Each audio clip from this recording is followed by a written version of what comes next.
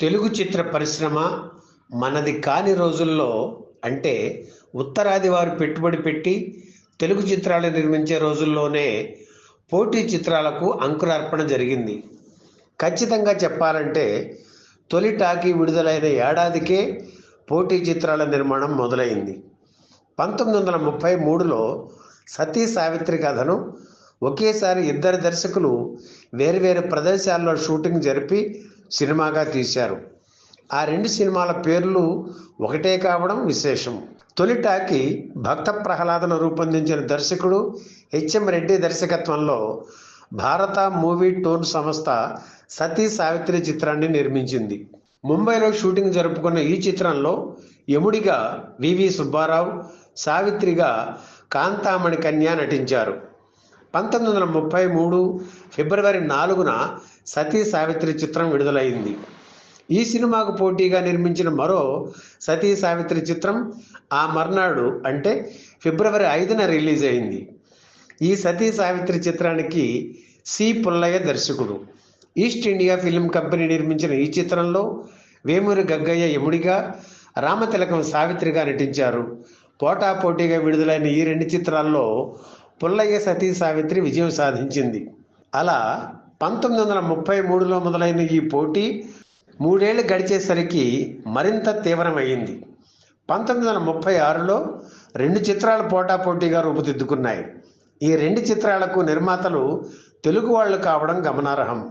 ఆ చిత్రాలు ద్రౌపది వస్త్రాపహరణం, ద్రౌపది మాన సంరక్షణం.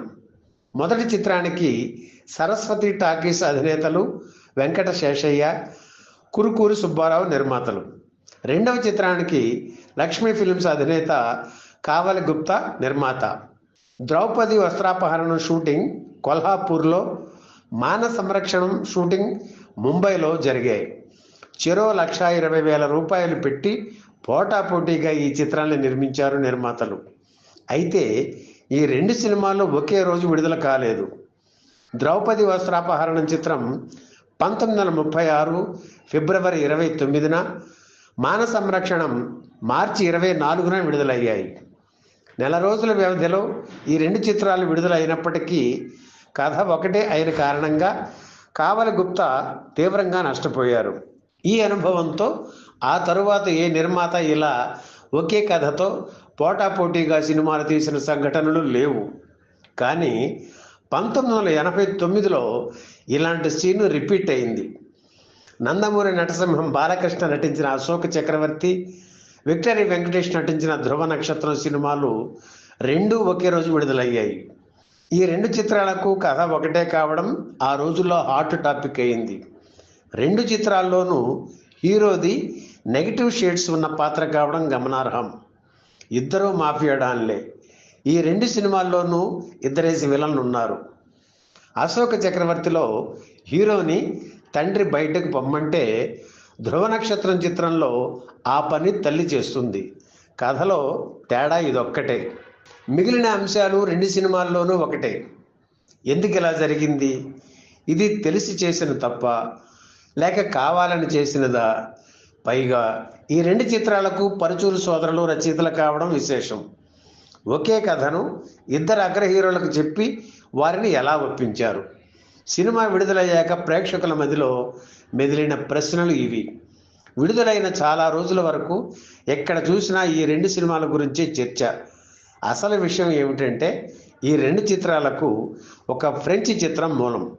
అప్పట్లో ఓటీటీ వేదికలు లేకపోయినప్పటికీ ఆంగ్ల చిత్రాల వీడియో క్యాసెట్స్ మార్కెట్లో ఓపెన్గా దొరికేవి. అందుకే ఎవరు ఏ ఆంగ్ల చిత్రాన్ని బేస్ చేసుకుని సినిమా తీస్తున్నారో మొదట తెలిసేది కాదు. అలా ఆ ఫ్రెంచ్ చిత్రాన్ని రైట్స్ తీసుకోకుండా ఫ్రీ మేక్ చేసి మలయాళంలో ఆర్యన్ పేరుతో తీశారు.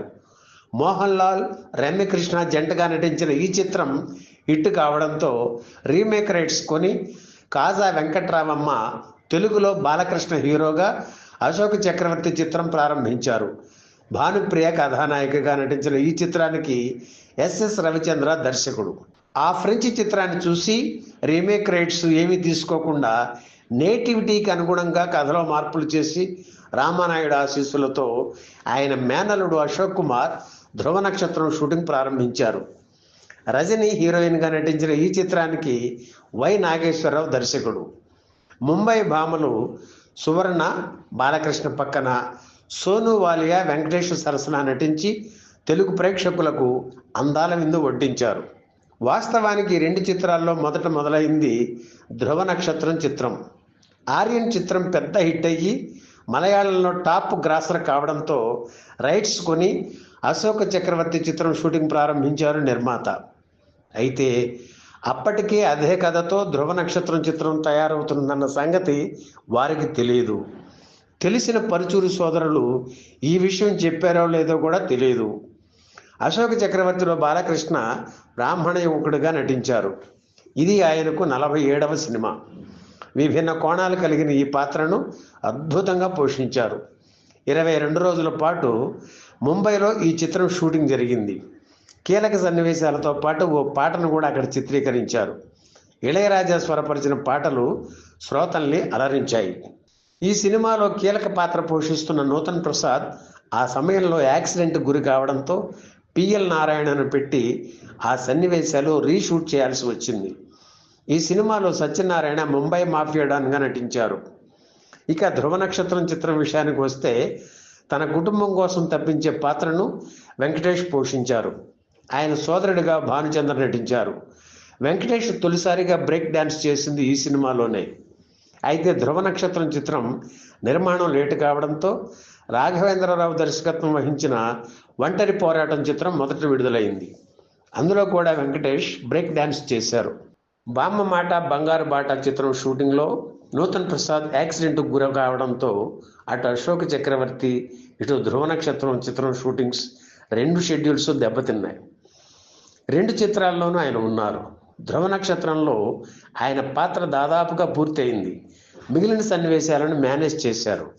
అశోక్ చక్రవర్తి, ధ్రువ నక్షత్రం 2 మాస్ చిత్రాలు కావడంతో వాటిని కొనడానికి బయ్యర్లు పోటీ పడ్డారు.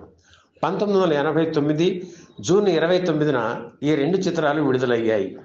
విడుదలకు ముందు ఫిలిం ఛాంబర్లో ఈ 2 చిత్రాల గురించి పంచాయతీ జరిగింది. తాము ఆర్యన్ చిత్రం రీమేక్ రైట్స్ కొని సినిమా తీస్తే కాపీ కొట్టి ధ్రువ నక్షత్రం తీశారని నిర్మాత కాజా వెంకట్రావమ్మ ఆరోపించారు. ఓ ఫ్రెంచ్ చిత్రం ఆధారంగా ఆర్యన్ సినిమా తీశారు కనుక రైట్స్ కొనకుండా ఆ ఫ్రెంచ్ చిత్రాన్ని తాము తీశామని సురేష్ బాబు ఆధారాలతో సహా చెప్పడంతో ఫిలిం ఛాంబర్ మౌనం వహించింది. ఈ 2 చిత్రాల్లో ధ్రువ నక్షత్రం మొదట విడుదల కావాల్సి ఉన్న నిర్మాతల్లో ఎవరు వెనక్కి తగ్గకపోవడంతో చివరికి ఒకే రోజు విడుదల చేశారు. ఇద్దరు అగ్ర హీరోలు నటించిన చిత్రాలు ఒకే కథతో తయారై ఒకే రోజు విడుదల కావడంతో ఆడియన్స్ స్పందన ఎలా ఉంటుందా అని చిత్ర పరిశ్రమ ఆసక్తిగా ఎదురు చూసింది. ముద్దుల మామయ్య సూపర్ హిట్ తర్వాత వస్తున్న బాలయ్య చిత్రం కావడంతో అశోక్ చక్రవర్తి చిత్రాన్ని మంచి రేట్స్కు అమ్మారు. అటు బాలకృష్ణ అభిమానులు, ఇటు వెంకటేష్ ఫ్యాన్స్ పోటీ పడడంతో 2 చిత్రాలకు భారీ ఓపెనింగ్స్ కూడా వచ్చాయి. కానీ పోటీలో అశోక్ చక్రవర్తి నిలబడలేకపోయింది. ధ్రువ నక్షత్రం ముందుకు దూసుకుపోయింది. ఆ సినిమా పెద్ద హిట్ కాలేదు, కానీ పోటీలో పైచేయి సాధించి సక్సెస్ అయింది. ఈ వీడియో మీకు నచ్చితే లైక్ చేయండి, షేర్ చేయండి, వెంటనే సబ్స్క్రైబ్ కూడా చేయండి.